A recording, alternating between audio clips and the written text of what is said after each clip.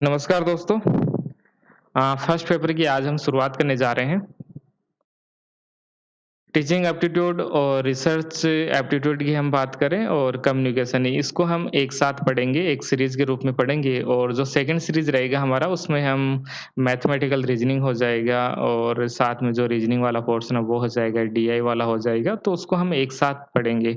और लास्ट जो सेगमेंट रहेगा हमारा वो उसमें हम आईटी वाला पोर्शन ले लेंगे, कंप्यूटर से जुड़े हुए क्वेश्चन है, एनवायरनमेंट इश्यूज़ है और साथ में ही हायर एजुकेशन और करंट से जुड़े जो भी क्वेश्चन आते हैं, उन सबको हम ले लेंगे और लास्ट में जो पैराग्राफ से जुड़े हुए क्वेश्चन आते हैं, एक पैराग्राफ आता है, उसको भी हम देख लेंगे। सबसे लास्ट में देखेंगे क्योंकि उसमें कुछ बताने के लिए होता नहीं है।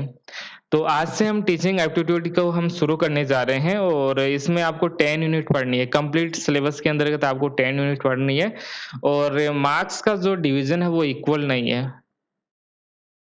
मार्क्स का जो डिवीज़न है वो इक्वल नहीं है, ये बात बहुत महत्वपूर्ण है आपके लिए और इसलिए मैं कहता हूँ कि कोई भी यूनिट आप नहीं छोड़ सकते। जैसे हम लास्ट टाइम की मैं बात कर रहा हूँ, यदि लास्ट एग्ज़ाम जो लगा था, उसमें इस प्रकार से वेरिएशन आपको देखने को मिलेगा।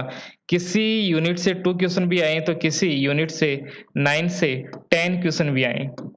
इस प्रकार से क्वेश्चन लास्ट टाइम आ चुके हैं।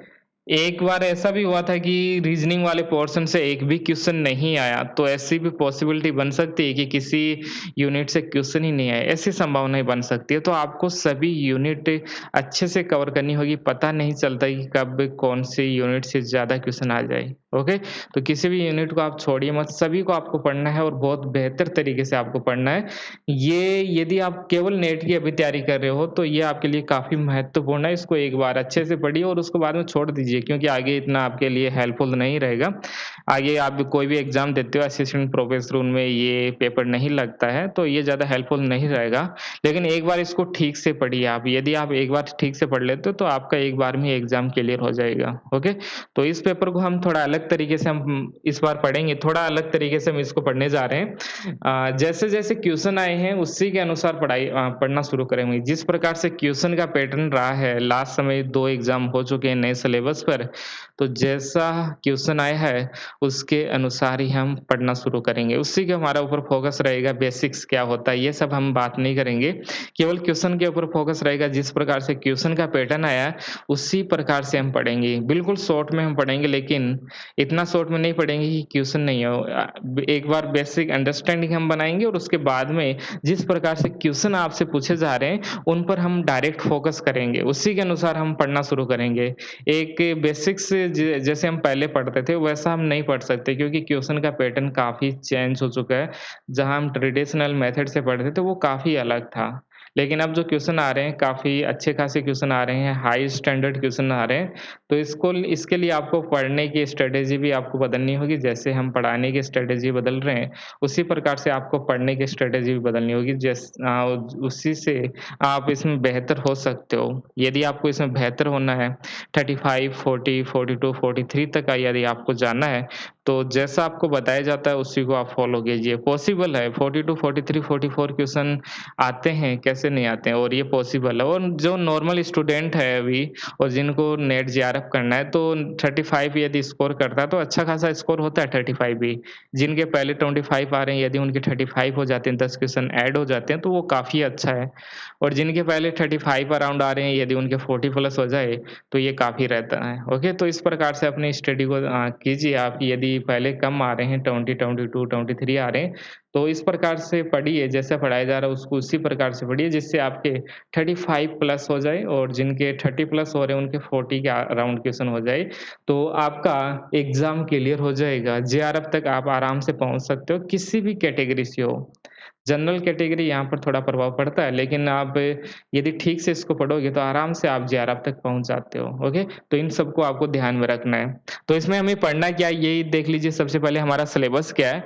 तो सिलेबस के अंतर्गत हमें कॉन्सेप्ट देखना है, ऑब्जेक्टिव हमें देखना है, लेवल्स ऑफ टीचिंग्स हमें देखना है, कैरेक्टरिस्टिक्स एंड बेसिक रिक्वायरमेंट्स हमें देखना है। यदि हम इसी प्रकार से पढ़ाना शुरू करें, जैसा सिलेबस में दिया है, तो हमारे क्वेश्चन नहीं हो पाएँगे। क्वेश्चन सबको एक दूसरे से कनेक्ट करते हुए पूछा जा रहा है। केवल एक टॉपिक हम सेपरेट यदि सबको अलग-अलग पढ़ेंगे तो हमारे क्वेश्चन नहीं होंगे, ओके? तो मेरा इस बार जो पढ़ाने का जो पर्पज़ होगा, वो उसी प्रकार से होगा। स्ट्रैटेजी भी इसी प्रकार की रहेगी कि इन सबको हम एक मिक्स रूप में पढ़ें, सबको एक-दूसरे से जोड़ते हुए हम पढ़ें। तो ये आपका सिलेबस है जिसमें लर्नर कैरेक्टरिस्टिक्स भी आपको दे रखा है, जिसमें हो गया एकेडमिक हो गया, सोशल हो गया, इमोशनल हो गया, कॉग्निटिव हो गया।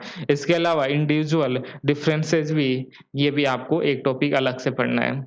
आगे हम देखें तो फैक्टर दे रखे हैं टीचर रिलेटेड से जैसे टीचर क्या, लर्निंग क्या होता है, सपोर्ट मटेरियल क्या होता है, इन सब के बारे में भी आपको जानना है। इसके अलावा कुछ कई सारे कार्यक्रम हैं ऑनलाइन मेथड्स के अंतर्गत ऑफलाइन, ऑनलाइन के जो क्वेश्चन्स पूछे जाते हैं आजकल क्योंकि ऑनलाइन लगातार बढ़ रहा है, तो इस प्रकार से क्वेश्चन भी आपसे पूछे जा सकते हैं।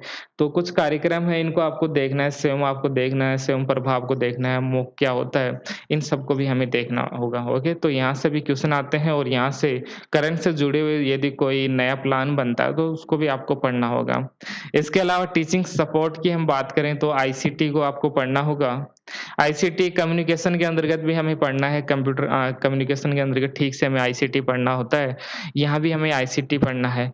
तो इन सबको हम डिटेल से पढ़ेंगे। कम्युनिकेशन वाला जो चैप्टर आता है, अपना यूनिट आता है, वो भी इसी से जुड़ा हुआ होता है, तो उसको भी हम साथ लेके चलेंगे। पहले टीचिंग एप्टीट्यूड वाला पढ़ेंगे और उसके साथ में ही कम्युनिकेशन वाला इसके नेक्स्ट हम पढ़ेंगे और उसके बाद में रिसर्च वाला पढ़ेंगे। तो इस प्रकार से हम स्टडी करेंगे। इसके अलावा इवैल्यूएशन सिस्टम है, यहाँ से भी एक क्वेश्चन आता है। ये लगभग एक क्वेश्चन यहाँ से आता है। तो इस प्रकार से इसको आप सिलेबस देख सकते हो। जैसे मैंने बताया कि क्वेश्चन पता नहीं चलता है कि किससे कितना आ रहे हैं। 2 से 9 और 10 तक इससे क्वेश्चन आ रहे हैं, तो आपको इस यूनिट को बहुत अच्छे से देखना है। एवरेज यहाँ से 3 से 7 क्वेश्चन लास्ट टाइम आए थे। एक बार 3 भी आ चुके हैं, तो एक बार यहाँ से 7 भी आ चुके हैं। तो 3 से 7 के बीच में क्वेश्चन लास्ट टाइम इसमें आए हैं और इससे पिछली बार भी इतना ही आया। तो इतना मान के चलिए कि लगभग 4 से 5 क्वेश्चन इसमें हो जाएगा आपका, ओके? तो इस प्रकार से आपको ठीक से इसको पढ़ना है। शुरू करते हैं इसको। कुछ कंसेप्ट हम देख लेते हैं। आज का जो क्लास है वो कंसेप्ट पर रहेगा और यहाँ से हमारा एक क्वेश्चन क्लियर हो जाएगा। एक क्वेश्चन हमारा हो जाएगा, आज का जो क्लास होगा उससे एक क्वेश्चन आपका हो जाएगा। तो शुरू करते हैं, एक-एक पॉइंट से हम शुरू करते हैं। ये जो स्लाइड्स है वो आपको मिल जाएगा, ये टेलीग्राम चैनल का लिंक आपको डिस्क्रिप्शन में दिया है, वहाँ उसमें उसको आप जॉइन कर लीजिए, वहीं पर आपको इसका जो ये स्लाइड्स है, ये सभी वहाँ पर आपको मिल जाएगी, ओके? तो टेलीग्राम चैनल का लिंक आपको डिस्क्रिप्शन में मिल जाएगा, वहाँ से आप उसको देख लीजिएगा। तो टीचिंग प्रोसेस की हम बात करें, तो टीचिंग प्रोसेस किसके द्वारा चलाया जाता है, इसमें संचालन करने वाला कौन होता है, ओके? तो टीचिंग प्रोसेस किसके द्वारा चलाया जाता है, तो वो चलाया जाता है टीचर के द्वारा। टीचर के द्वारा ये चलाया जाता है, टीचर के द्वारा, ओके? तो टीचिंग प्रोसेस के अंतर्गत हम बात करें, तो टीचिंग कौन करवाता है, तो ये टीचिंग करवाता है एक टीचर करवाता है। और आगे हम बात करें, ये क्या होता है, टीचिंग क्या होता है, टीचिंग क्या होता है, टीचिंग एप्टीट्यूड क्या होता है, तो ये एक प्रोसेस होती है, एक प्रोसेस होती है, एक रिलेशन होता है किन-किन के बीच में, टीचर और स्टूडेंट के बीच में। टीचिंग एप्टीट्यूड क्या है, टीचिंग एप्टीट्यूड एक रिलेशन है स्टूडेंट और टीचर के बीच में, जहाँ पर एक टीचर होता है, एक लर्नर होता है। टीचर के लिए इंग्लिश में शब्द आ सकता है, शिक्षक आ सकता है और लर्नर के लिए जो शब्द है हिंदी में अधिगमकर्ता, अधिगमकर्ता नोट कीजिए, अधिगमकर्ता, ओके? तो लर्नर के लिए शब्द हो जाएगा अधिगमकर्ता और टीचर के लिए शब्द हो जाएगा यहाँ पर शिक्षक। शब्दों को भी ध्यान से देखिए, हिंदी वालों को बहुत प्रॉब्लम होता है, यदि वो इंग्लिश वाला नहीं देख पाएँगे तो उनको ज़्यादा प्रॉब्लम होता है। तो थोड़े-थोड़े शब्द हैं उनको साथ में देखते हुए जाइए, जिससे आसानी हो आपको। तो टीचिंग प्रोसेस क्या है? टीचिंग प्रोसेस हमें बताता है, रिलेशन बताता है टीचर और स्टूडेंट के बीच में किस प्रकार का रिलेशन होना चाहिए, कैसा टीचर है, कैसा स्टूडेंट है, इनके बीच में प्रोसेस किस प्रकार से चलती है, ये सब हमें टीचिंग एप्टीट्यूड से हमें पता चलता है। यदि हम लर्निंग की बात करें, लर्निंग की हम बात करें, तो लर्निंग होता है सीखना, सीखना या अधिगम करना। हिंदी में लर्निंग के लिए शब्द है सीखना या अधिगम। क्वेश्चन अधिगम शब्द आएगा आपके, सीखना शब्द नहीं आता है, अधिगम शब्द आपके एग्जाम में पूछा जाता है। तो यहाँ पर जो लर्निंग की जो प्रोसेस है, उसको कौन चलाएगा? लर्निंग की जो प्रोसेस है, उसको कौन चलाएगा? लर्नर। लर्नर इसको चलाएगा। लर्निंग की जो प्रोसेस है, उसको जो चलाने वाला होता है, वो होता है लर्नर और टीचिंग का जो प्रोसेस है, उसको जो संचालन करने वाला होता है, उसको कहा जाता है टीचर। पहली बात हो गई। एक हो गया टीचर चलाएगा, ओके, टीचर क्या करेगा? टीचिंग करेगा और लर्नर यानी अधिगमकर्ता क्या करेगा? लर्निंग करेगा। लर्नर क्या करेगा? लर्निंग करेगा। तो ये हमारे पास में हो गए 2 शब्द। अगला है, ये जो काम हम करते हैं कि एक स्टूडेंट होता है, एक टीचर होता है, इनके बीच में प्रोसेस चलती है। टीचिंग लर्निंग का जो प्रोसेस चलता है, आखिर वो क्यों चलता है? उसका हमारा उद्देश्य क्या है? उद्देश्य के ऊपर आप ध्यान दीजिए, क्वेश्चन पूछा जाता है यहाँ से, उद्देश्य से, आखिर हम क्यों टीचिंग और लर्निंग हम करते हैं? हम क्यों शिक्षण और अधिगम हम क्यों करते हैं? हम क्यों करते हैं? शिक्षण और अधिगम हम क्यों करते हैं? तो ये कुछ पॉइंट्स है जो आपको देखना है, आखिर क्यों किया जाता है? क्यों किया जाता है टीचिंग और लर्निंग? तो पहला पॉइंट है इसमें व्यवहार में सकारात्मक परिवर्तन करना। व्यवहार में सकारात्मक परिवर्तन करने के लिए ही टीचिंग लर्निंग किया जाता है। एक टीचर हमें क्यों पढ़ाता है और आप क्यों पढ़ते हो? हमारा जो व्यवहार है उसमें पॉजिटिव होना चाहिए, जो प्रभाव पड़े वो पॉजिटिव होना चाहिए, नेगेटिव नहीं। नेगेटिव प्रभाव नहीं पड़ना चाहिए। यहाँ पर बात की जाती है पॉजिटिव चेंज होना चाहिए, यहाँ पर मॉडिफिकेशन होना चाहिए। हमारा जो बिहेवियर है, हमारा जो व्यवहार है, उसमें मॉडिफिकेशन होना चाहिए। किस प्रकार का? पॉजिटिव, सकारात्मक परिवर्तन हमारे अंदर होना चाहिए।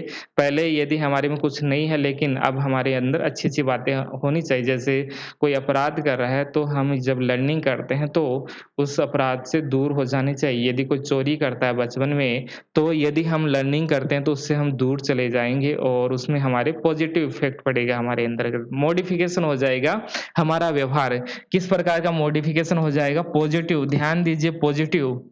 आगे हम बात करें, जो हम टीचिंग लर्निंग करते हैं, उसका क्या उद्देश्य है? क्या उद्देश्य है? पहला हमने बात किया मॉडिफ़िकेशन करना हमारे व्यवहार में, और दूसरी बात किस प्रकार का व्यवहार, व्यवहार में हम क्या-क्या शामिल करते हैं?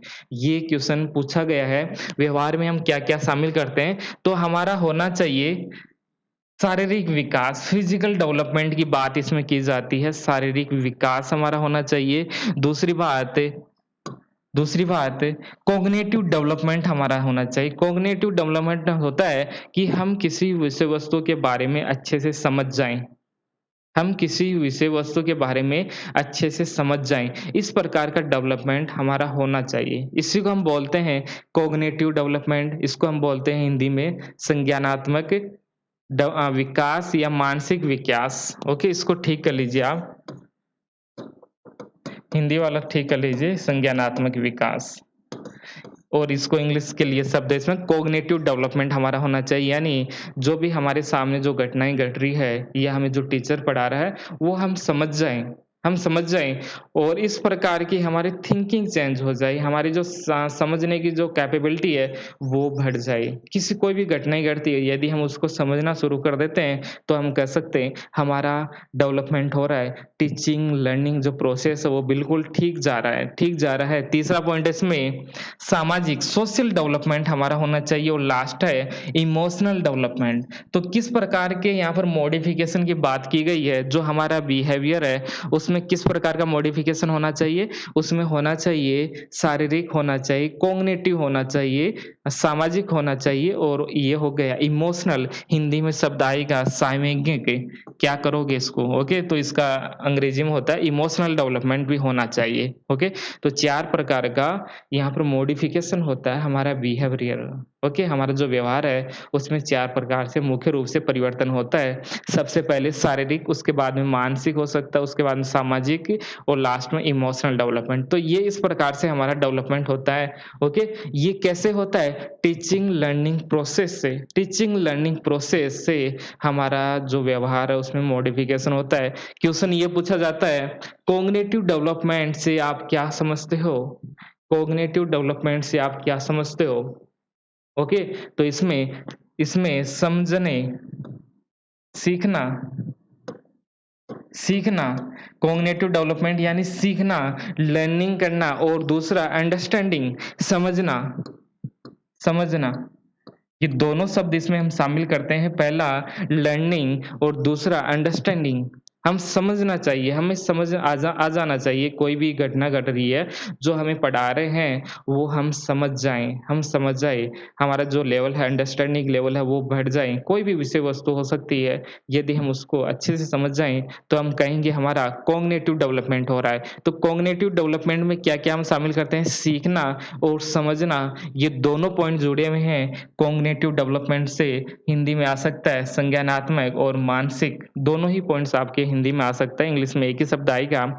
कॉग्निटिव डेवलपमेंट क्या होता है? कॉग्निटिव डेवलपमेंट का अर्थ होता है कि हमें जो पढ़ा रहे हैं उसको हम सीख जाएँ और अच्छे से समझ जाएँ, अच्छे से हम समझ जाएँ। पहले हम सीख रहे हैं और सीखने की प्रोसेस में ही हम अच्छे से अंडरस्टैंड हो जाएँ, ओके? अच्छे से जब हम समझ जाते हैं, तो हमारा इस प्रकार का डेवलपमेंट हो जाता है। यही क्वेश्चन पूछा गया है, कॉग्निटिव डेवलपमेंट क्या होता है?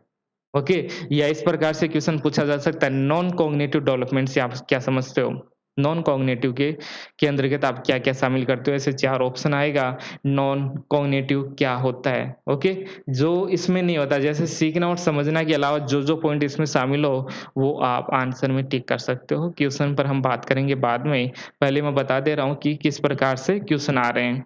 तो अब हम कह सकते हैं जो लर्निंग और टीचिंग की प्रोसेस है वो एक साथ चलती है। टीचिंग और लर्निंग की जो प्रोसेस है वो एक साथ चलती है, इतनी बात आपको समझना होगा। कैसे? अभी हमने बात किया टीचिंग और लर्निंग, टीचिंग और लर्निंग। जब भी कोई टीचर क्या करेगा, हमें सिखाएगा, हमें सिखाता है क्लास में, टीचर क्या काम करता है? सिखाता है।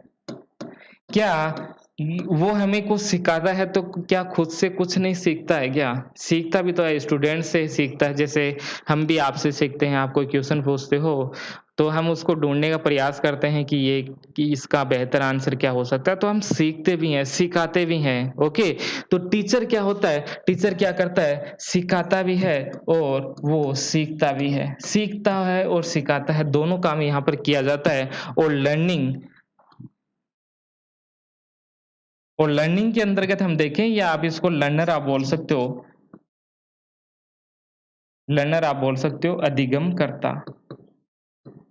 करता आप इसको बोल सकते हो, और इसको आप टीचर बोल सकते हो, शिक्षक लिख लीजिए इसकी जगह। तो शिक्षक क्या करेगा? शिक्षक सिखाता भी है हमें और खुद से सीखता भी है। उसी प्रकार से एक जो लर्नर है, वो सीख रहा है, जो टीचर सिखा रहा है, और वो टीचर को सिखाता भी है। ओके, जब स्टूडेंट सिखाएगा, तो एक प्रकार से टीचर सीखता भी है। तो इन दोनों को हम एक बोल सकते हैं कि टीचर और लर्नर दोनों एक ही होता है, क्योंकि दोनों में ही सीखने और सिखाने की प्रक्रिया चलती है। सीखने और सिखाने की प्रक्रिया दोनों में ही चलती है। क्वेश्चन पूछा जाता है, क्या टीचिंग लर्निंग के अंतर्गत सीखने और सिखाने की प्रक्रिया साथ चलती है? यस, दोनों प्रक्रियाएँ साथ चलती है। जो हम सीखते हैं, वो हम सिखाते भी हैं, और स्टूडेंट जो कुछ सीखते हैं, कुछ ना कुछ तो थोड़ा सिखा देते होंगे, लेकिन कुछ ना कुछ टीचर को भी सिखाते हैं। इसलिए कहा गया यहाँ पर कि दोनों यहाँ पर चलता है, सीखना और सिखाने की जो प्रोसेस है, वो साथ-साथ चलती है। तो ये हो गया हमारा पहला पॉइंट, और इस प्रकार से एक क्वेश्चन यहाँ से पूछा जाता है। लास्ट टाइम में एक क्वेश्चन यहाँ से आया था, कॉग्निटिव डेवलपमेंट वाला क्वेश्चन लास्ट टाइम आ चुका है। आगे हम बात करें,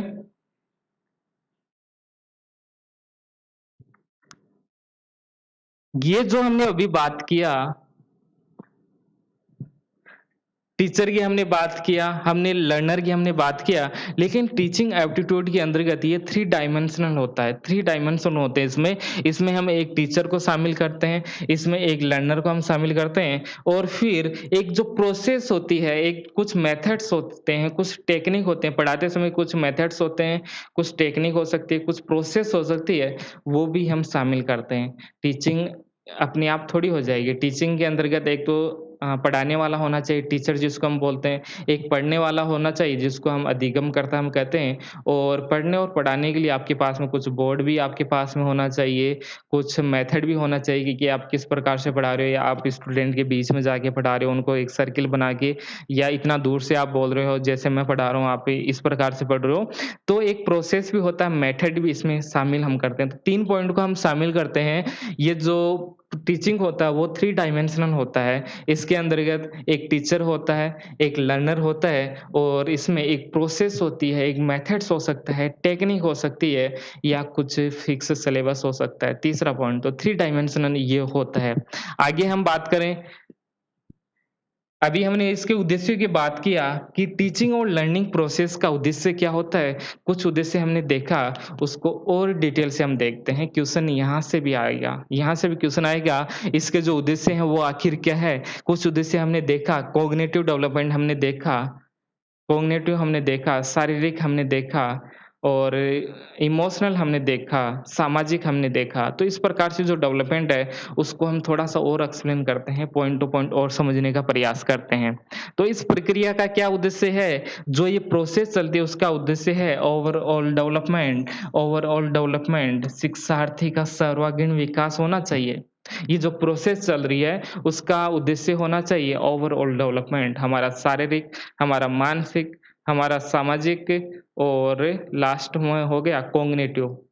ओके, तो इस प्रकार का जो विकास है वो होना चाहिए, एक इमोशनल ठीक है, इन चारों को ठीक कर लीजिए। ओके, तो 4 प्रकार की हमने बात किया, तो चारों ही हमारा डेवलपमेंट होना चाहिए। ऐसा नहीं है कि हमारा शारीरिक विकास हो गया और हमारा मेंटल डेवलपमेंट नहीं हुआ। हमारा मेंटल डेवलपमेंट भी हो गया लेकिन सोसाइटी के साथ में हम अच्छा बिहेवियर नहीं कर रहे हैं, सोसाइटी फ्रेंडली हम नहीं हो रहे हैं, तो ऐसे डेवलपमेंट का क्या फ़ायदा है? तो इस प्रकार का आपका डेवलपमेंट होना चाहिए। शारीरिक आपका होना चाहिए, मानसिक डेवलपमेंट होना चाहिए जिसको हम कॉग्निटिव कहते हैं, सामाजिक आपका होना चाहिए और लास्ट है इमोशनल डेवलपमेंट भी आपका होना चाहिए। आपके अंतर्गत कुछ भावनाएँ, कुछ अच्छे इमोशन होने चाहिए। ओके, तो इस प्रकार के यदि आपका डेवलपमेंट हो रहा है, तो इसको हम बोलेंगे ओवरऑल डेवलपमेंट आपका होना चाहिए। यही टीचिंग और लर्निंग जो प्रोसेस है, उसका मेन पर्पज़ होता है ओवरऑल डेवलपमेंट। अगला पॉइंट देखें, शिक्षार्थी के व्यवहार में गुणात्मक परिवर्तन लाना, हमने बात किया क्वालिटिव चेंज होना चाहिए, क्वालिटी की चेंज होना चाहिए। पहले क्वालिटी नहीं है तो कोई बात नहीं, लेकिन जब हम टीचिंग लर्निंग प्रोसेस हम कर रहे हैं, कोई पढ़ा रहा है हमें और हम पढ़ रहे हैं, तो हमारा जो व्यवहार है उसमें मॉडिफ़िकेशन होना चाहिए, क्वांटिटी के अंतर्गत गुणवत्ता में चेंज होना चाहिए। ओके, आगे हम बात करें कि योग्यता में भी चेंज हो जाएगा, जैसे हम पढ़ेंगे तो हमारी जो योग्यता है, सोचने समझने की क्षमता है, इन सब में चेंज हो जाएगा। सकारात्मक परिवर्तन होना चाहिए, पॉजिटिव हम बात कर सकते हैं और एडजस्टमेंट ओरिएंटेड होना चाहिए। हमारा जो हम जो टीचिंग लर्निंग करते हैं, हम इस प्रकार से हम लर्निंग करेंगे जिससे हम एडजस्टमेंट हो जाए, किसी भी एनवायरनमेंट हमें मिले, कैसी भी कंडीशन हमें मिले, कैसे भी कंडीशन मिले, उसमें हम एडजस्टमेंट कर लें। जैसे अभी हमारे जीवन में कुछ समस्याएँ आ गई, तो आपका लर्निंग इस प्रकार से होना चाहिए कि आप इस कंडीशन में भी रह सको। तो आपका जो आपका लर्निंग का पर्पज़ है या टीचिंग लर्निंग का जो पर्पज़ है, वो एडजस्टमेंट होना चाहिए। आपके सामने कोई भी प्रॉब्लम आए, उससे आप एडजस्टमेंट कर लो। कोई भी प्रॉब्लम आए, उसको ठीक-ठाक हैंडल कर लो। ओके, प्रॉब्लम आ रही है, तो ठीक है, प्रॉब्लम आती रहती है जीवन के अंतर्गत। एक व्यक्ति के जीवन के अंतर्गत प्रॉब्लम आती रहती है, लेकिन जब हम इस प्रोसेस से गुज़रते हैं, टीचिंग लर्निंग प्रोसेस से हम गुज़रते हैं, तो हम उसको अच्छे से हैंडल करें और इसके अलावा बेनिफिशियल होनी चाहिए सोसाइटी के लिए। जो भी आप पढ़ रहे हो, वो सब कुछ समाज के लिए लाभदायक होना चाहिए, इससे समाज को लाभ होना चाहिए, ओके? तो समाज के लिए लाभ होना चाहिए, एडजस्टमेंट ओरिएंटेड होना चाहिए, जो भी आप टीचिंग लर्निंग करते हो, मॉडिफिकेशन होना चाहिए, योग्यता में परिवर्तन होना चाहिए। तो ये सभी पॉइंट्स आपको ध्यान में रखना है, इन पॉइंट से डायरेक्ट क्वेश्चन एग्ज़ाम में पूछा जाता है और आप कन्फ्यूज़न में हो जाते हैं कि क्या होता है, क्या नहीं। इनको आप ठीक से आप इनको देखते जाइए। ये एक कॉम्प्रिहेंसिव प्रोसेस है, ऐसा नहीं कि टीचिंग एक छोटी-सी प्रोसेस है, हमारे सामने टीचर आएगा, वो पढ़ा देगा, केवल इतना ही प्रोसेस नहीं है। टीचिंग एक कॉम्प्रिहेंसिव है, एक बड़ी प्रक्रिया है, जिसमें हम टीचर के साथ में सीखते हैं, हमारे समाज के साथ में सीखते हैं। आपको जो कुछ भी दिखाई देता है, जो कुछ भी दिखाई देता है, जैसे पेड़-पौधे आपको दिखाई देते हैं, पत्थर आपको दिखाई देते हैं, पर्वत आपको दिखाई देते हैं, माउंटेन ये सब आपको दिखाई देता है, इन सब से हम लर्न करते हैं। ओके, लर्निंग की जो प्रोसेस है वो चलती रहती है हमारी, इसलिए कहा गया कि शिक्षण टीचिंग की हम बात करें तो वो एक व्यापक प्रक्रिया है और जिसमें व्यक्ति अपने आसपास के वातावरण जैसे परिवार के साथ में, समाज से, मित्र से, जन्म से लेकर मृत्यु तक सीख सकता है। हम तो आपके साथ में कुछ समय रहते हैं, 3 महीने, 6 महीने, 1 साल, 2 साल रहते हैं, लेकिन जो प्रोसेस है सीखने की वो हमेशा चलती रहती है। तो ये क्या है, एक व्यापक प्रक्रिया है, एक कॉम्प्रिहेंसिव प्रोसेस है ये, ओके। सेकंड पॉइंट देखें, यदि हम छोटे-छोटे अर्थों में देखें, एक संकुचित अर्थ में देखें, माइनर हम देखें, तो ये कहा जाता है कि जो टीचिंग है ये और लर्निंग जो प्रोसेस है, वो केवल क्लासरूम प्रोसेस है। टीचर आपको आएगा, वो पढ़ा देगा, केवल आप इसी से सीखते हो, लेकिन ऐसा नहीं है। ऐसा नहीं है, हम सीखते हैं सभी से हम सीखते हैं। जो कुछ भी आपको दिखाई देता है जन्म से मृत्यु तक, उन सभी से आप कुछ ना कुछ सीखते हो, कुछ ना कुछ आप सीखते रहते हो। तो यहाँ जो टीचिंग लर्निंग है, लर्नर कोई भी हो सकता है, टीचर कोई भी हो सकता है। टीचर आपका कोई भी हो सकता है, एक पहाड़ हो सकता है, माउंटेन हो सकता है, पेड़-पौधे आपके टीचर हो सकते हैं, आप उनसे सीख सकते हो, आप उनसे सीख सकते हो। इसलिए कहा जाता है कि ये एक कॉम्प्रिहेंसिव प्रोसेस है, कॉम्प्रिहेंसिव प्रोसेस की बात इसमें की जा रही है। तो ये पॉइंट क्लियर हो गया होगा आपका? ये पॉइंट क्लियर हो गया होगा। सेकंड पॉइंट, इस प्रकार से क्वेश्चन पहले बहुत पूछे जाते थे, लेकिन जब से सिलेबस चेंज हुआ, यहाँ से इस प्रकार के क्वेश्चन कम पूछे जाते हैं। पहले यहाँ के प्रैक्टिकल क्वेश्चन पूछे जाते थे, 1 से 2 क्वेश्चन तो ऐसे ही पूछ लिए जाते थे, लेकिन अब थोड़ा-सा चेंज हो गया। जो चेंज हो गया, उसी के ऊपर हमारी बात होनी चाहिए और इस पर हम बात भी करेंगे। आगे है कि शिक्षण कैसा होना चाहिए? जो टीचिंग है, वो किस प्रकार की होनी चाहिए? स्कूल में टीचर पढ़ा रहे हैं, लेकिन वो कैसे पढ़ाना चाहिए? किस प्रकार का होना चाहिए? एक क्लासरूम का सिस्टम किस प्रकार से चलना चाहिए? कैसा होना चाहिए? तो यहाँ से भी क्वेश्चन पूछा हुआ है, टीचिंग किस प्रकार से होना चाहिए? तो ये आपका थर्ड क्वेश्चन यहाँ से बन जाएगा। एक-एक स्लाइड में हम एक-एक क्वेश्चन की बात करेंगे। तो यहाँ से भी क्वेश्चन पूछा जाता है कि टीचिंग कैसा होना चाहिए आखिर? ओके? तो यहाँ पर कहा गया कि teaching should be based on learner centric. आपका जो टीचिंग है वो इस प्रकार का होना चाहिए, जो आपसे पढ़ रहा है, जो लर्नर जिसको हम बोलते हैं, अधिगमकर्ता जिसको हम बोलते हैं, उसको ध्यान में रखते हुए आपको पढ़ाना है।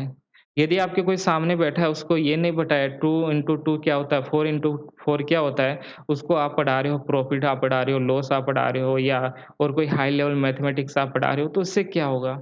आपको ध्यान में रखना है, आपके सामने जो बैठा है उसको आपको ध्यान में रखना है, उसको ध्यान में रखते हुए आपको पढ़ाना है। तो लर्नर सेंट्रिक अप्रोच को यहाँ पर फॉलो किया जाता है। अधिगमकर्ता को केंद्रित करना है आपको, जैसा आपके सामने जो बैठा है, उसको ध्यान में रखते हुए आपको पढ़ाना है। ओके? तो हमारा यही पर्पज़ होना चाहिए कि हम बेसिक्स से चलें और एडवांस लेवल तक चलाएँ। जैसे हम पहले मैथमेटिक्स में कैलकुलेशन सिखाएँ कि 1 टू 3 क्या होता है, टेबल सम सिखाएँ, फिर कैलकुलेशन फ सिखाएँ हम।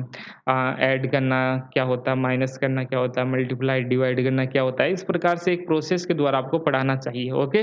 तो ये हम बात कर सकते हैं, जैसा लर्नर आपके सामने होता है, वैसा ही आपको पढ़ाना चाहिए। जैसे आप किसी को पढ़ा रहे हो और उसको सुनता ही कम है, ओके? तो उसको ऐसा करना चाहिए कि आप उसको आगे बिठा देना चाहिए और उसके लिए आपको कुछ और भी करना चाहिए, जैसे ऑडियो वॉइस होता है, उसको रिकॉर्ड करके उसको प्रोवाइड करवाना चाहिए। तो इस प्रकार का कुछ लर्निंग हो सकता है, जिसको दिखाई नहीं देता उसके लिए कुछ स्पेशल प्रोग्राम जो चलते हैं या स्पेशल जो टीचर भी होते हैं, जो उनको अलग तरीके से पढ़ाते हैं। तो इस प्रकार के आपके पास में टीचर भी होना चाहिए। तो जो भी आप टीचिंग कर रहे हो, वो होना चाहिए लर्नर सेंट्रिक। उम्मीद है कि ये पॉइंट आप समझ गए होंगे। सेकंड है, टीचिंग की जो प्रोसेस है वो अधिगमकर्ता की समझ और अभिरुचि के अनुसार होना चाहिए। जो लर्नर है, वो किस प्रकार से समझता है किसी विषय वस्तु का, उसको इंटरेस्ट किसमें है, उसके अनुसार ही आपको पढ़ाना चाहिए। जैसे कोई किसी को इंटरेस्ट है, खेलने में इंटरेस्ट है, ओके? और आप उसको पढ़ाए जा रहे हो सारे दिन सुबह से शाम तक और उसको मौका नहीं दे रहे हो स्पोर्ट्स में जाने का, ऐसा नहीं होना चाहिए। कुछ स्टूडेंट होते हैं, जो स्पोर्ट्स में जाना चाहते हैं, तो उसको ज़्यादा टाइम देना चाहिए। एक पीरियड आप ज़्यादा दे दीजिए स्पोर्ट्स के लिए और जो पढ़ा रहे हो तो पढ़ाइए। ओके, तो एजुकेशन भी आपका जो पढ़ा रहे हो वो भी ज़रूरी है और जो स्पोर्ट्स है वो भी उसके लिए ज़रूरी है। तो किस प्रकार का होना चाहिए? हमारा जो समझ है, हम क्या समझते हैं? हमारी जो समझ है वो इंग्लिश में अच्छी है, सोशल साइंस में अच्छी है, मैथमेटिक्स में अच्छी है, जिसको आप समझते हो उसके अनुसार ही आपको पढ़ाना चाहिए। ऐसा नहीं कि कुछ भी आके पढ़ा दे, ऐसा नहीं। जैसा इंटरेस्ट हो स्टूडेंट का और जिसको वो समझता हो, जिसको वो समझेगा उसमें अपने आप इंटरेस्ट आ जाएगा, तो आपको उसी प्रकार से आपको पढ़ाना है। आगे हम देखें अधिगमकर्ता की आवश्यकता के अनुसार जैसी उसकी नीड्स है, उसके अनुसार ही उसको पढ़ाना चाहिए। जैसे मैं अभी पढ़ा रहा हूँ और यहाँ से क्वेश्चन ही नहीं बनेंगे, तो आपको क्या फ़ायदा मिलेगा? आपका पर्पज़ है कि आपकी क्वेश्चन बने, नेट का एग्ज़ाम हो, नेट के फर्स्ट पेपर में आप स्कोर करो, 40 प्लस स्कोर करो। लेकिन मैं पढ़ा रहा हूँ यहाँ से तो आपको लगेगा कि क्या हो रहा है, क्या नहीं हो रहा है, तो ऐसा नहीं होना चाहिए। जो हम पढ़ा रहे हैं, वो आपके अनुसार होना चाहिए। आपका जो एग्ज़ाम है उसकी जो डिमांड्स है उसको पूरा कर देना चाहिए। ऐसा इस प्रकार से हमें टीचिंग करना चाहिए। अगला पॉइंट है कक्षा का डिज़ाइन लर्नर की योग्यता के आधार पर शिक्षक के द्वारा किया जाना चाहिए। बहुत महत्वपूर्ण पॉइंट है। टीचर डिसाइड करेगा कि एक क्लास कैसे चलेगा और टीचर ही डिसाइड करेगा कि हमारे सामने जो स्टूडेंट है उसका इंटरेस्ट कैसा है। मान लेते हैं कोई एक स्कूल है और उसके अंतर्गत एक टीचर हो गया, एक यहाँ पर डायरेक्टर हो गया। तो टीचर के ऊपर फोकस किया जाना चाहिए। यहाँ पर एक क्लास के अंदर एक क्लास को किस प्रकार से रेगुलेट करना है, यहाँ पर कौन से रूल बनाने हैं, वो एक टीचर डिसाइड करेगा, ना कि वहाँ का डायरेक्टर। ओके, तो इस बात को भी इसमें ध्यान में रखना है हमें। तो टीचिंग क्या है? टीचिंग एक कला भी है और इसमें फ्लेक्सिबिलिटी होनी चाहिए। फ्लेक्सिबिलिटी होना चाहिए, कई तरीकों से हमें पढ़ाना चाहिए। जैसे अभी जो पढ़ा रहे हैं वो अलग तरीके से पढ़ा रहे हैं, हम कभी डायग्राम्स के माध्यम से पढ़ा सकते हैं, कभी वीडियो क्लास से आपको दिखा देंगे, कुछ चलता हुआ दिखा देंगे, तो इस प्रकार से हम पढ़ाते हैं, ओके? कभी पढ़ाए ही नहीं, तो इस प्रकार से फ्लेक्सिबल होना चाहिए। जो भी आप टीचिंग हो रहा है वो कैसा होना चाहिए? फ्लेक्सिबल होना चाहिए, टीचिंग रिजिड नहीं होना चाहिए, वो एक ही बात होगी, ओके? और अधिगमकर्ता के अनुसार आपको पढ़ाना चाहिए। ये सभी पॉइंट्स एक जैसे ही हैं। तो आपको ये समझ में आ गया होगा कि टीचिंग कैसा होना चाहिए, आखिर कैसा? ये सब कुछ बेसिक्स है, ये कांसेप्ट आपको बिल्ड करेंगे और कभी-कभी एक क्वेश्चन पूछ लिया जाता है यहाँ से, ज़्यादा नहीं पूछा जाएगा। आज का जो पेपर आ रहे हैं, आज जो जिस प्रकार से पेपर आ रहे हैं, उसका लैंग्वेज काफ़ी अलग होता है और इनको यदि आप समझोगे, ठीक से समझोगे, फिर हम इनको अप्लाई करना सिखाएँगे आपको, फिर ही आपका क्वेश्चन बनेगा। तो फर्स्ट में हम कॉन्सेप्ट क्लियर कर रहे हैं कि आखिर होता क्या है? टीचिंग एप्टीट्यूड होता क्या है? इसमें हम क्या-क्या शामिल करते हैं? क्वेश्चन थोड़ा-सा बाद में हम करेंगे, लेकिन किस प्रकार से क्वेश्चन आते हैं, इस पर भी मैं बात साथ-साथ आपके कर रहा हूँ। आगे चलते हैं।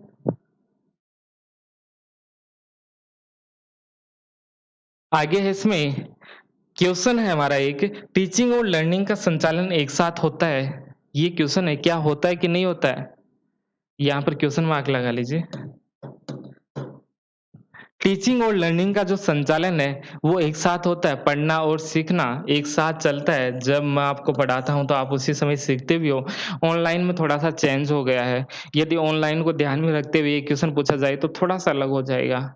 मैं अभी आपको पढ़ा रहा हूँ, लेकिन ज़रूरी नहीं हो कि आप अभी ये क्लास देख रहे हो, 2 दिन बाद में देख सकते हो, 2 साल बाद में देख सकते हो, 10 साल बाद में भी इस क्लास को आप देख सकते हो। लेकिन जब हम ऑफ़लाइन की बात कर रहे हैं यहाँ पर, एक क्लासरूम टीचिंग की अभी हमारी बातें चल रही है, तो आप जो भी स्टडी करो, जो भी क्वेश्चन बनाओ, क्लासरूम को ध्यान में रखते हुए आपको बनाना है, नहीं कि आप आजकल इस प्रकार से क्वेश्चन आ जाएँगे, ओके? और आप उसको ध्यान में रखोगे कि ऑनलाइन में तो ऐसा होता है, ऑनलाइन में ऐसा होता है, उस पर फ़ोकस मत कीजिए एक बार। अभी क्लासरूम में किस प्रकार से टीचिंग होती है, उसी के अनुसार आपको क्वेश्चन अटेम्प्ट करना है। जैसा क्लासरूम में माहौल रहता है, कैसा पढ़ाया जाता है, क्यों पढ़ाया जाता है, क्या प्रॉब्लम आती है, उसके अनुसार ही अपना आंसर दीजिए। ऑनलाइन को एक बार कुछ समय के लिए छोड़ दीजिए आप। तो यहाँ पर कहा ग जा रहा है कि टीचिंग और लर्निंग का जो संचालन है, वो एक साथ होता है, बिल्कुल एक साथ होता है। मैं आपको पढ़ा रहा हूँ, जैसे क्लास है, क्लास में मेरे सामने स्टूडेंट बैठे हैं, तो मैं उनको पढ़ा रहा हूँ, बिल्कुल ठीक है, तो कुछ ना कुछ तो सीखेंगे ही। कुछ ना कुछ तो सीखेंगे, जैसे 10 क्वेश्चन मैं देता हूँ उनको, तो 1 क्वेश्चन तो कम से कम ये बात समझ में आएगी।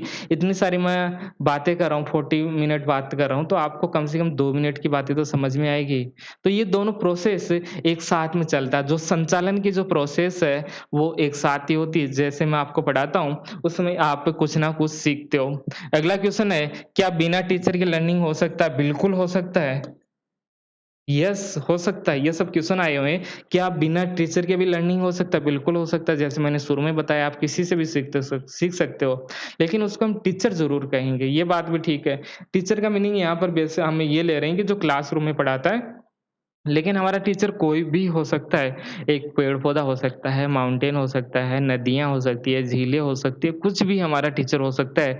तो हम बिना एक टीचर के भी हम समझ सकते हैं, पढ़ सकते हैं ये बिल्कुल ठीक है। बिना टीचर के भी लर्निंग की जा सकती है, हम सेल्फ से भी अपना अध्ययन कर सकते हैं, सेल्फ स्टडी भी हम कर सकते हैं, आस-पास जो घटनाएँ घट रही है उससे भी हम समझ सकते हैं, या किसी अन्य प्रकार से हम समझ सकते हैं। तो ये बिल्कुल ठीक बात है कि बिना टीचर के भी लर्निंग हो सकती है। तो एक प्रकार से हम कह सकते हैं टीचिंग और लर्निंग बराबर है। इसको हमने पहले भी इसको प्रूफ किया है कि टीचिंग और लर्निंग बराबर होता है। जैसे हमने कहा कि सीखना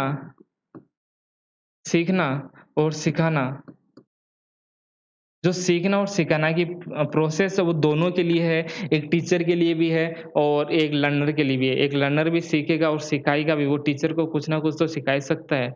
आपसे भी तो हम कुछ ना कुछ सीखते ही हैं और हम भी आपको सिखाते हैं और आपसे कुछ सीखते हैं और आप भी हमें सिखाते हो और अपने से कुछ सीखते हो और हम भी आपको सिखाते हैं। इस प्रकार से जो लर्निंग और टीचिंग जो प्रोसेस है, हिंदी में बार-बार मैं बता देता हूँ, अधिगम इसको बोलते हैं लर्निंग को, और टीचिंग को हम बोल सकते हैं शिक्षण। शिक्षण हम इसको बोल सकते हैं, ओके? तो शिक्षण और जो अधिगम है, ये एक ही होता है। क्वेश्चन आए तो आपको ध्यान में रखना, बहुत ध्यान से इस प्रकार के क्वेश्चन को करना, कन्फ्यूज़ मत होइए। जैसा क्वेश्चन का लैंग्वेज होगा, उसके अनुसार ही आपको आंसर देना होगा। तो ये हो गया हमारा थर्ड क्वेश्चन हो गया कि संचालन एक साथ होता है, बिल्कुल, बिल्कुल एक साथ में होता है और ये अभी हमने देखा भी। और लास्ट है जो सबसे महत्वपूर्ण है, अभी तक जो भी हमने बात किया, उन सब में सबसे महत्वपूर्ण यही हमारा स्लाइड है, इसको हम समझते हैं। 35 मिनट हो गया, चलो देख लेते हैं इसको। आगे की क्लास हम छोटी रखेंगे, बिल्कुल छोटी रखेंगे और 2-2 3-3 कॉन्सेप्ट उसमें देखते जाएँगे। जैसे आज ये स्लाइड है, इसके अनुसार ही हम आगे भी पढ़ेंगे कई सारा। तो फैक्टर क्या होता है? लर्निंग का जो प्रोसेस चलता है, उसमें क्या फैक्टर होता है? कौन-कौन से कारक होते हैं? क्वेश्चन बहुत बार पूछा गया है ये क्वेश्चन है कि टीचिंग जो लर्निंग होता है, तो लर्निंग प्रोसेस हमें पूछा जा रहा है, सीखने की जो प्रक्रिया है, उसके कौन-कौन से कारक होते हैं? आप कैसे सीखते हो? कैसे सीखते हो? ये हमारे लिए महत्वपूर्ण है। तो पहला पॉइंट आप कैसे सीखते हो? स्टिमुलस के द्वारा, उद्दीपन के द्वारा आप सीखते हो। क्वेश्चन आता है कैसे सीखते हो? तो सीखने के 4 पॉइंट आपको ध्यान में रखना है। पहला स्टिमुलस हो सकता है, रिस्पॉन्स हो सकता है, मोटिवेशन हो सकता है और लास्ट में है रेनफोर्समेंट, जिसको हम पुनर्वलन कहते हैं। अभिप्रेरणा, इसको हिंदी वाला ठीक कर लेना आप। अभिप्रेरणा, मोटिवेशन हो गया और अनुक्रिया हो गया और ये उद्दीपन हो गया। ये 4 फैक्टर होते हैं मुख्य रूप से 4 फैक्टर होते हैं लर्निंग के। आप सीखते हो तो ऐसे ही सीखोगे। चारों को समझते हैं, आखिर कैसे हम सीखते हैं। पहला है उद्दीपन। उद्दीपन शब्द आपके सामने आएगा, हिंदी वाले सोचेंगे कि ये क्या आ गया? उद्दीपन क्या होता है? उद्दीपन क्या होता है? तो आप उस क्वेश्चन को छोड़ दोगे, लेकिन ऐसा नहीं करना है। शब्द देखिए, स्टिमुलस, जिसको देखकर आप सीखना प्रारंभ करते हो, जिसको देखकर आप सीखना प्रारंभ करते हो, मेरे को आप देख रहे हो, आप किसी डांस टीचर को देखते हो, ओके, आप किसी गाने गाने वाले टीचर को आप देखते हो, ओके, कोई गाना गा रहा है, कोई डांस कर रहा है, मैं आपको पढ़ा रहा हूँ। जब आप मेरे को देख के सीखते हो, मेरे को देख रहे हो आप, बरसात हो रही है, बरसात को देख के आप कुछ सीख रहे हो, चिड़िया बोल रही है इधर, हमारे चारों ओर ये चिड़िया बोल रही है, तो आप उसको देख के सीख रहे हो। तो जिसको आप देख के सीखते हो, उसी के लिए शब्द आता है स्टिमुलस, उद्दीपन शब्द उसके लिए काम में लिया जाता है, जिसको देखकर आप सीखते हो। ओके, तो ये पहला पॉइंट हो गया, जिसको देख के आप सीखते हो, किसी से भी आप देख के सीख सकते हो, मेरे को देख के आप सीख सकते हो, अपने परिवार वालों को देख के आप सीख सकते हो, किसी से भी देखकर आप सीख सकते हो। जैसे आपके सामने घटनाएँ हो रही है, उसको यदि देखोगे, ऐसे देखोगे, यदि आप उससे सीखते हो, तो उसी को बोला जाता है उद्दीपन शब्द उसके लिए काम में लिया जाता है। बरसात आती है आपके सामने, बरसात से भी आप कुछ ना कुछ सीखते रहते हो, कुछ ना कुछ सीखोगे। ओके, तो जैसे हम सीख सकते हैं कि हमेशा ही अपने आप को पीसफुल रखना चाहिए। जैसे बरसात की नमी होती है, ठंडी-ठंडी हवाएँ चलती है, अपने को भी उसी प्रकार से अपने माइंड को ठंडा रखना चाहिए। ऐसा हम सीख सकते हैं ना, किसी से भी सीखना चाहें तो हम किससे नहीं सीख सकते। तो ये पहला पॉइंट है। दूसरा है रिस्पॉन्स, रिस्पॉन्स देते हैं हम। जैसे हमारा कोई डांस का टीचर है, वो हमारे सामने डांस कर रहा है, गाने गाने वाला हमारे सामने गाना गा रहा है, तो हम उसके सामने हम गाना गाते हैं। ओके, जैसा वो कर रहा है वैसा ही रिस्पॉन्स हम देते हैं, जैसा वो कर रहा है अगला सामने वाला उसको देखकर हम वैसा ही करते हैं। बरसात हमारे सामने बूँदें गिर रही है और फिर हम अपने माइंड को शांत कर लेते हैं, हम सोचते हैं हमें पीसफुल होना है, हमें शांति चाहिए, हमें शांति चाहिए। इस प्रकार की यदि हम बातें करते हैं, तो हम सामने वाले को देखकर हम सीखते हैं और वैसा ही रिस्पॉन्स करते हैं। हिंदी में शब्द आएगा अनुक्रिया, रिस्पॉन्स हम देते हैं। ओके, तो देखकर रिस्पॉन्स देना, आपके सामने बरसात हो सकती है, टीचर हो सकता है, टीचर किसी भी प्रकार का हो सकता है, कोई ज्योग्राफी का हो सकता है, कुछ ड्राइंग करके सिखा रहा है, तो मैंने यहाँ पर कुछ ड्राइंग किया, आप उसी प्रकार से कुछ वहाँ पर रिटन कर रहे हो, राइटिंग कर रहे हो आप। जैसे मैंने यहाँ पर ये कुछ स्लाइड्स बनाया, उसी प्रकार की स्लाइड्स आप बना रहे हो, आप उसी प्रकार के स्लाइड्स बना रहे हो, तो हम कहेंगे रिस्पॉन्स शब्द यहाँ पर काम में लिया जा रहा है, तो इससे भी हम सीखते हैं, इससे भी हम सीखते हैं। तीसरा पॉइंट है यहाँ पर मोटिवेशन। मोटिवेट हमें कोई करता है, कोई हमें एनर्जी देता है, आप कर सकते हो, ऐसा हमें बोल सकता है, तुम कर सकते हो ये काम, टीचर बोल सकता है ये बात हमें और भी कोई भी बोल सकता है, तुम ये काम कर सकते हो, आप 100% आप ला सकते हो। इस प्रकार से हमें मोटिवेट किया जाता है और जब हम मोटिवेट होते हैं, तो हमारे अंदर जो इंटरनल जो पावर होती है, वो बाहर आ जाती है, इंटरनल पावर बाहर आ जाती है और हम एकदम मोटिवेट हो जाते हैं कि हम कर सकते हैं, हम कर सकते हैं, ओके? तो इस प्रकार से मोटिवेशन के द्वारा भी हम सीखते हैं, आंतरिक शक्ति का विकास होता है और लास्ट है सबसे महत्वपूर्ण, ये भी बहुत महत्वपूर्ण है, यहाँ से क्वेश्चन पूछा जा चुका है। लास्ट देखिए, ये देख लीजिए लास्ट, रेनफोर्समेंट, रेनफोर्समेंट। इसके अंतर्गत उन सभी एलिमेंट्स को हम शामिल करते हैं, उन सभी तत्वों को हम शामिल करते हैं, जो कि लर्निंग की प्रोसेस को बढ़ा दे। जैसे अभी हम लर्निंग कर रहे हैं ऐसे, उसके बाद में हम लर्निंग करेंगे, तेज़ गति से हम लर्निंग करेंगे। अभी हम दौड़ रहे हैं धीरे-धीरे 5 किलोमीटर की स्पीड से, जैसे ही रेनफोर्समेंट हुआ, वैसे ही हमें 10 किलोमीटर, 15 किलोमीटर, 20 किलोमीटर ऐसे तेज़ गति से हम गाड़ी दौड़ा रहे हैं, हम सीख रहे हैं, सीख रहे हैं। तो लर्निंग की जो प्रोसेस है, यदि उसमें गति बढ़ जाती है, उसमें स्पीड आ जाती है, तो इसके लिए शब्द काम में लिया जाता है रेनफोर्समेंट। स्पीड बढ़ जानी चाहिए। जैसे मैं कहता हूँ, यदि आप अच्छा पढ़ोगे तो आपको कुछ इनाम दिया जाएगा, इनाम दिया जाएगा। ओके, तो मैं कह सकता हूँ कि आपको ₹5 आपको दिया जाएगा, ₹10 दिया जाएगा, ओके? बच्चों को इसी प्रकार से तो इनाम दिया जाता था, चॉकलेट हम दे सकते हैं। तो जैसे उनमें चॉकलेट उनको देने की बात की जाएगी, वैसे ही वो अपनी स्पीड बढ़ा देगा, लर्निंग की जो स्पीड है वो बढ़ा देगा। बचपन में क्या होता था कि टीचर्स हमें देते थे कि आप अच्छा-सा राइटिंग कीजिए, 2 पेज में हिंदी, इंग्लिश में राइटिंग कीजिए। जो अच्छा लिखता था उसको वेरी गुड दिया जाता था, किसी को गुड दिया जाता था, किसी को बेटर दिया जाता था। इस प्रकार से उनको नीचे नोट लिया जाता था, ओके? तो ये क्या था? ये रेनफोर्समेंट ही था ये, रेनफोर्समेंट ही था, जहाँ पर स्पीड बढ़ा देगा। दूसरे दिन क्या होता था, स्टूडेंट और अच्छे से लिखता था, बहुत आराम-आराम से, अच्छे से पेंसिल से लिख के लाता था। तीसरे दिन और बेहतर वो लिख के लाता था। इन सबको हम क्या बोलते हैं? इन सब के लिए हिंदी में शब्द आएगा पुनर्वलन, ओके? तो इस प्रकार से ये आपसे पूछा जा सकता है। तो आपको जब पुरस्कार दिया जाता है, तो पुरस्कार देने से आपकी गति बढ़ जाती है, लेकिन क्वेश्चन इससे आगे वाला आएगा। अभी तक आ सकता है, लेकिन आगे और हम बात करते हैं। ये जो रेनफोर्समेंट हो सकता है, वो पॉजिटिव हो सकता है, वो नेगेटिव हो सकता है। पॉजिटिव और नेगेटिव रेनफोर्समेंट हो सकता है, ध्यान से सुनते जाइए आप।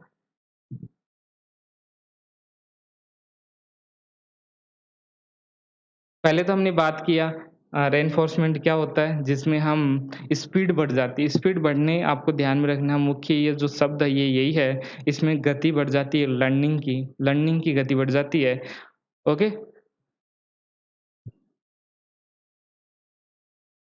आगे हम देखें ये जो गतियाँ हैं वो 2 प्रकार से बढ़ सकती है, पॉज़िटिव और नेगेटिव। यहाँ पर कहा जा रहा है कि जो रेनफोर्समेंट होता है, वो पॉज़िटिव भी हो सकता है, वो नेगेटिव भी हो सकता है। नेगेटिव भी हो सकता है, पॉज़िटिव भी हो सकता है। पॉज़िटिव कैसे होगा? जब हम किसी को पुरस्कार देते हैं, किसी को हम पुरस्कार देते हैं यानी कुछ देते हैं हम, कुछ ऐड करते हैं। जब आप ऐड करते हो तो उसको कहा जाता है पॉज़िटिव रेनफोर्समेंट, उसको कहा जाता है पॉज़िटिव रेनफोर्समेंट। जब कुछ ऐड करते हो जैसे हम किसी को पुरस्कार दे दिए, किसी बच्चे को ₹20 दे दिया, किसी के वेरी गुड लिख दिया, बेटर लिख दिया, ओके, क्लास में क्लैपिंग करवा दिया, अरे ये बच्चा बहुत अच्छा है। ये इसको हम क्या बोलते हैं? पॉज़िटिव रेनफोर्समेंट बोलते हैं। एक होता है नेगेटिव, एक होता है नेगेटिव क्या होता है? नेगेटिव ये होता है जैसे किसी तत्व को हम हटा देंगे।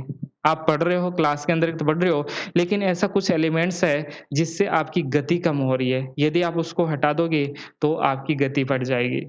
जैसे हम बात करें, जैसे आप पढ़ रहे हो और वहाँ पर शोर बहुत ज़्यादा हो रहा है, स्पीकर्स बज रहे हैं वहाँ पर, गाने बज रहे हैं वहाँ पर। यदि आपके यहाँ पर ऐसा हो रहा है, तो आपका जो लर्निंग का जो प्रोसेस है वो कम रहेगा, लेकिन जैसे ही चारों ओर जो साउंड हो रहा है, उसको आप हटा दोगे, तो क्या होगा? आपका लर्निंग का जो स्पीड है वो बढ़ जाएगा। क्वेश्चन यही पूछा जाता है कि पॉजिटिव रेनफोर्समेंट और जो नेगेटिव रेनफोर्समेंट है, इनका एग्ज़ाम्पल क्या हो सकता है? इसमें हम पुरस्कार देते हैं और जो नेगेटिव वाला है, इसमें किसी तत्व को हटा दिया जाता है और फिर उसकी गति बढ़ जाएगी, किसी गति बढ़ जाएगी। जैसे ये रूम है, इसमें गर्मी बहुत हो रही है।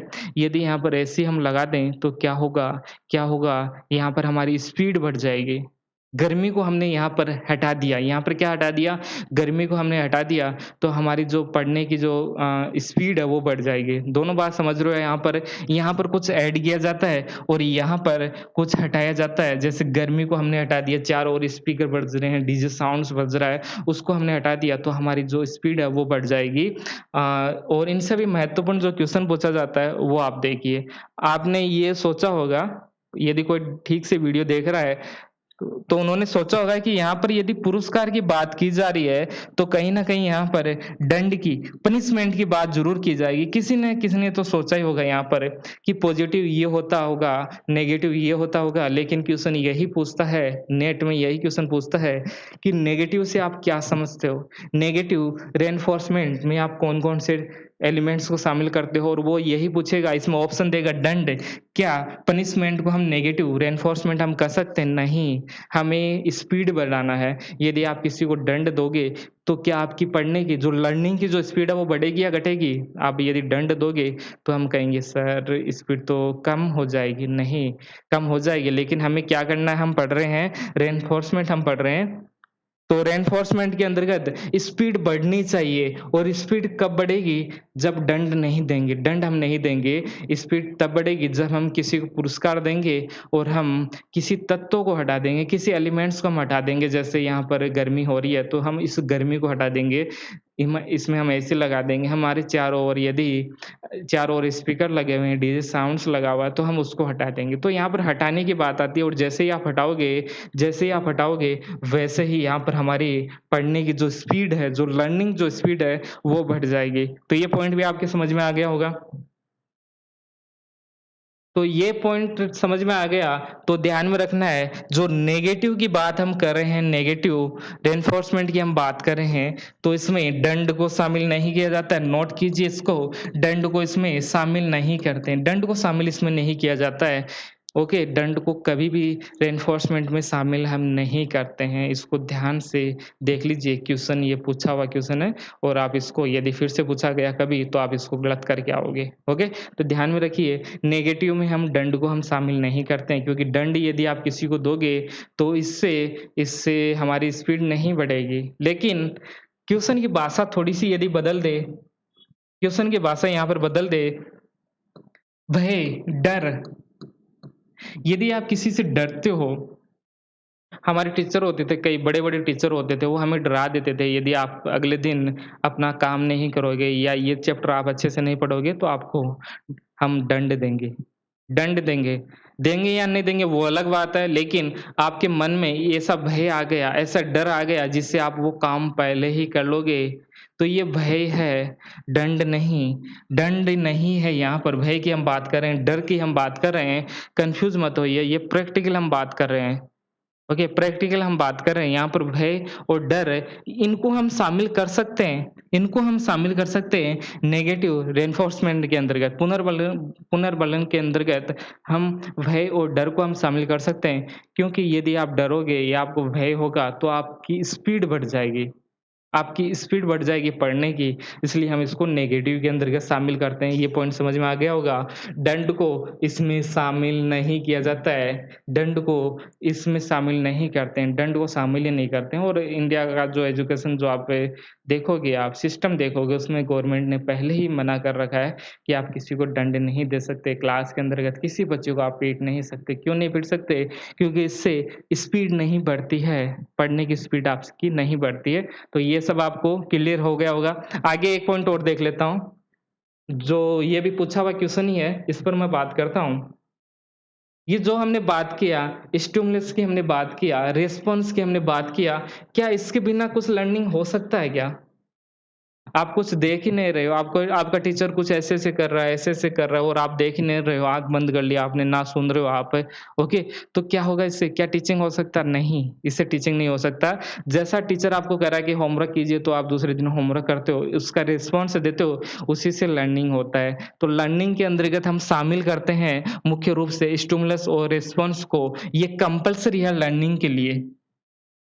ये दोनों जो पॉइंट है, ये कंपल्सरी है लर्निंग के लिए, ये लर्निंग में चाहिए ही चाहिए आपको, इसके बिना आप लर्निंग नहीं कर सकते। और यदि हम बात करें अभिप्रेरणा की, मोटिवेशन की मैं बात करूँ और एनफोर्समेंट की मैं बात करूँ, तो इनमें ये कंपल्सरी नहीं है। ये क्या है, ये मस्ट भी है, ये आपको चाहिए, इसके बिना आप लर्निंग नहीं कर सकते। ओके, लेकिन जो हम मोटिवेशन की बात करें, मोटिवेशन नहीं मिल रहा तो कोई दिक्कत नहीं है। हम जो लर्निंग करें वो तो होता रहेगा, हम अध्ययन करते रहेंगे, हम सीखते रहेंगे, इस पर कोई प्रभाव नहीं पड़ेगा। यदि मोटिवेशन नहीं मिल रहा है तो बहुत अच्छी बात है, यदि नहीं भी मिल रहा है तो कोई बात नहीं, ओके, कोई बात नहीं। और दूसरा पॉइंट है इसमें, ये एनफोर्समेंट आपको पुरस्कार नहीं दे रहा है, कोई बात नहीं, कमरे के अंदर गर्मी है, हम भी तो आपको पढ़ा रहे हैं, गर्मी है तो ठीक है लेकिन पढ़ा तो रहे हैं ना, ओके? तो लर्निंग हमारी हो रही है, लर्निंग हमारी चलती रहेगी, चाहे यहाँ पर एनफोर्समेंट हो या मोटिवेशन ना हो, ओके? हो या ना हो, इनका बड़ा प्रभाव नहीं पड़ता है, तो ये कंपल्सरी नहीं है, लर्निंग के लिए कंपल्सरी नहीं है, नीचे वाले दोनों पॉइंट है, जो ऊपर वाले दोनों पॉइंट है, ये कंपल्सरी है। तो ये था आज का क्लास, उम्मीद है कि सभी को समझ में आया होगा। जो भी प्रॉब्लम हो आप मुझे बताइएगा, अगले क्लास में हम उस पर बात करेंगे और ये कंप्लीट हम करेंगे फर्स्ट पेपर, बिल्कुल ये हम फ्री में पढ़ाएँगे, पूरा कंप्लीट इसमें बातें करेंगे। तो इसको आप ज़्यादा से ज़्यादा शेयर कर सकते हो, जितना शेयर होगा उतना ही हम पढ़ाएँगे, उतना ही हम बेहतर तरीके से पढ़ा सकते हैं। जितना लोग जुड़ेंगे उतना ही बेहतर तरीके से पढ़ा सकते हैं। 100-200 लोग इसको देखेंगे तो हम भी हमारे अंदर भी तो मोटिवेशन नहीं आएगा। जैसे मैंने बात किया लर्निंग के अंतर्गत सबसे ज़रूरी क्या? मोटिवेशन सबसे ज़रूरी है और एनफोर्समेंट ज़रूरी है। ओके, तो ये रेनफोर्समेंट जब तक नहीं होगा, मोटिवेशन जब तक आपको नहीं मिलेगा, तब तक आप नहीं पढ़ा सकते, तो ये भी ज़रूरी होता है। कंपल्सरी तो नहीं है लेकिन ज़रूरी होता है, तो ये भी मिलना चाहिए। तो इसलिए ज़्यादा से ज़्यादा लोगों को जोड़िए, ओके, चैनल से जोड़िए और इसी चैनल पर जो ये वीडियो आप देखोगे, उसी चैनल पर हमारी अगली क्लासेज़ भी कंटिन्यू होगी। तो इसी के साथ धन्यवाद।